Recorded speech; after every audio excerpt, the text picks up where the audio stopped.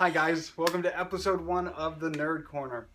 We're going to talk about Spider-Man today and some awesomeness.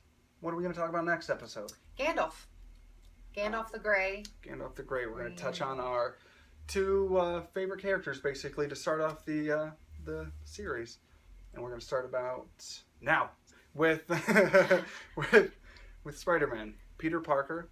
Some names attached with that. Ben Reilly, he was a clone of Spider-Man. We have Eddie Brock, who wore the black suit that Spider-Man wore, became Venom, basically and essentially a Spider-Man. We have Miles Morales from the Ultimate Universe. Kane. Kane. That was a new one. That I didn't like. Kane is the first failed clone, the first failed attempt at the Jackal cloning Spider-Man. Ben Reilly was like the first successful clone of Spider-Man who went away and came back. My favorite storyline. Check out the clone storyline. You said Doc Ock was Doc Spider-Man Ock at one point? was in the Superior line that was recent. They killed off Peter Parker. Basically, Doc Ock and Peter switched bodies, and Doc Ock was dying at the time, life support. It was Peter Parker within that shell of a body, and then basically Peter rallies villains together to attack that Spider-Man, and which is Doc Ock, and then at the last second, basically knows that he's dying, the body that he's in is dying, and that if he switches his consciousness back with Doc Ock, he's essentially killing him. And so Peter Parker, being that hero that always finding a better way, was like, no, like he felt guilty. He felt like if I switch bodies back, I essentially am killing somebody, even though I'm dying also because I would have to take their place. Like, that's Peter Parker, man. Gandalf, can you give life so easily? That's, these two characters are tied together for sure. Gandalf. It takes a lot of courage. Spider-Man. Spider-Side in the Clone Saga was another character, which he was kind of almost a body made up of like liquid, and he was kind of a version of Spider-Man also. But there's a lot of different Spider-Man out there, for sure. Spider-Man. Radioactive spider blood. It was a really good cartoon. Spider-Man cartoon in the 90s. That's how a lot of people learned about Spider-Man that were outside the comic world. And same thing with the X-Men. But and even in the X-Men you can see it a lot more so. I think it's because there were more characters that it became like kind of, they were picking and choosing stories so far away from each other that certain characters couldn't be in those stories because they're not on the cartoon. Like Shadowcat, Kitty Pryde. So Spider-Man, I think it was a little bit easier where you have one character and you can kind of put stories somewhere that do actually exist, but they're out of order a little bit because the story is definitely out of order. Well, how many years did that run? Oh, goodness. I can't remember how many seasons. 5? I was just going to say, it seemed like there was 4. Check it out. I mean, I'm not positive on the seasons. I think we used to own them too and watch them with the kids. I remember the Daredevil. Oh, definitely. We definitely had a pieces Daredevil. At least. I know we didn't have the whole cool. series or anything. Yeah, that introduction of Daredevil. Madam Web. Oh, there's just right on. It was a solid series. Yeah, let's touch on Spidey suits real quick. Like the classic red and blue. You have the black suited symbiote that Venom eventually got. Then it went to Matt Gargan, the Scorpion. Then later on it did jump to Flash Thompson, I believe now has it, Agent Venom. Also real quick, just to touch on that, Carnage came from the black suit. The black suit gave birth, they're asexual, and gave birth to a symbiote that was Carnage. Iron Spider suit that Tony Stark makes Spider-Man.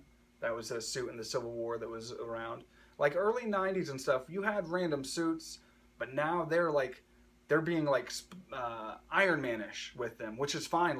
But the classic red and blue will always be the classic red and blue. But now like they're putting forth kind of, hey, look at this stealth suit.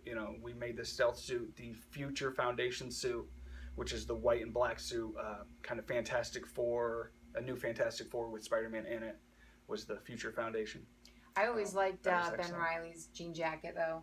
The blue hoodie. Yeah. Yeah. That solid look, just all red tight suit underneath, With like tights, with just a blue hoodie with a Spider-Man symbol on it that he saw and like tossed on over it.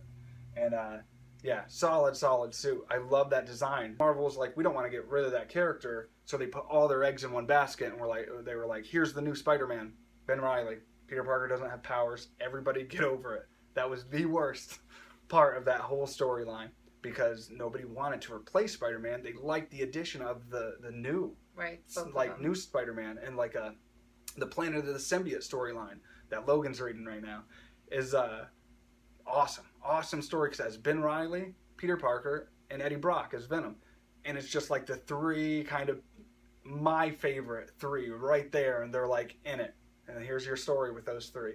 And it's excellent too, because they go on, like, at first Eddie Brock doesn't even have the symbiote, it's just Eddie Brock, and it finds its way back to him for sure. I don't want to ruin anything because it's a solid surprise. But it does find him back in the middle of the story, and they continue on. Miles Morales in the Ultimate Universe, a solid character right now. People are loving him. I believe he's just switched over kind of to the main continuity because people liked him so much. Hopefully it's not the same Scarlet Spider situation where, okay, just because people like him, don't change the character completely. You know what I mean? Wolverine, Deadpool, don't change the character because we love him so much. Keep him the same. Don't make him normalized. Don't make him fit the mainstream. He's we got to do this now and make lots of people like him. No, if people dig him, just write stories about him. Like, you don't need to change up so much. People sometimes forget that. Just write a solid story. Super Nintendo, we owned it. I can't remember the specific name of the Spider-Man game though. Like if it was Spider-Man Arcade's Revenge. Yes. I believe is what you're thinking of. And Green Jelly did the music. No. That's a different one. Which one is that? That's that one we owned. Spider-Man Maximum Carnage. That's what it was. And Green Jelly and did had the doppelganger, cloak and dagger, but yeah, Green Jelly did doubt. the intro, and it was I would play it. I would play like the first level and then lose interest. I don't know what it was. I'm guessing it was the difficulty. And now, what was the other Spider-Man game that you were talking about? Arcade's Revenge. And there's definitely, I think, another Spider-Man at least, but this one, Arcade's Revenge. Super NES? Yeah, it was a side scroller, and it was, well, most of it, I believe. There might have been something that wasn't, but I think it all was. But it had the X-Men in it also, and you were going after Arcade. And you could pick from Wolverine, Gambit, Cyclops, Storm. Yeah, Arcade was a kind of a weak character. They've retooled him multiple times. I definitely, again, you can write, any character can be written to be excellent. There was another Spider-Man game that I think, was it on Xbox? That was actually really good. When it got to PlayStation... It was fun to watch your brother Kevin play it. That was on Xbox. When it got to PlayStation, when a whole new universe was opened. At first, the ground under the buildings was like foggy. You couldn't fall down there or you'd get hurt. That was their way of taking care of, like, rendering a whole city. Right. To where, when Xbox came out, that was it, man. You could swing around the cities from ground level to skyscraper heights, and it was a whole new gaming experience and brought Spider-Man to life. Spider-Man experience. And it was excellent watching my brother Kevin play that. You're like, vertigo. Like swinging around. But even at the same time, like me jumping back into it just recently, I was like, all right, I can't watch myself play it. And Spider-Man, he basically encompasses doing the right thing, or what you believe is the right thing, because... As we, have been talking about lately, who knows what's good or bad. Yeah, beautiful. So his what he thinks is good, his never say never attitude, his never give up, and his always there's a better way. There's this one thing going down where if you kill that one person, you can stop millions of people from dying. Some characters can pull the trigger on that. Even Captain America can. And it hits home too with like the innocence that has the innocence that he would have as a teenager, and as you lose in your growing into adulthood, like we were talking about before, like you lose that innocence, and so it seems like it would cloud your not necessarily judgment, but he's still at that optimist. Innocent. Exactly. The optimist, where Peter Parker is forever the optimist, even though he is always guilty. That is Peter Parker's main focus is he's always guilty, man. His uncle died because of him, because he didn't do the right thing. So he's always going to try to do the right thing. And even though it does get dark sometimes, you know, in the Spider-Man books and all that, like, he is forever the optimist, you know. There is a better way. We'll find a way. I don't want to kill that one person to save the million. Like I said, where somebody else could easily just be like, oh, they need to be taken out. Wolverine, Punisher, Deadpool, like, they need to be taken out. I got it. You know, done. Where Spider-Man would be like, no, that person's just as much a victim as anybody else. They need saved. And so that's Spider-Man right there. And you're like, oh, do it, man. Do it. And guess what? He's probably going to do it. Like, in the Marvel Cinematic, I think they finally really... They really nailed it. They did. I think so. Well, we'll see with Homecoming and whatnot. But, I mean... all they have to do Civil is War, just dude. expand on what they've given us right at this moment. That was just our real quick discussion of Spider-Man. There's so much more. We can talk about this so long.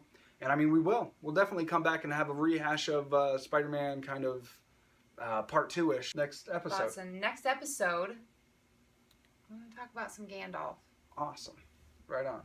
Wise, caring, considerate, compassionate. So, right on. Next episode, Gandalf. Definitely more Spider-Man talk, more nerd talk. We'll dissect movies. We're going to be reviewing some stuff coming up. Stranger Things. We just watched Stranger Things. Yep.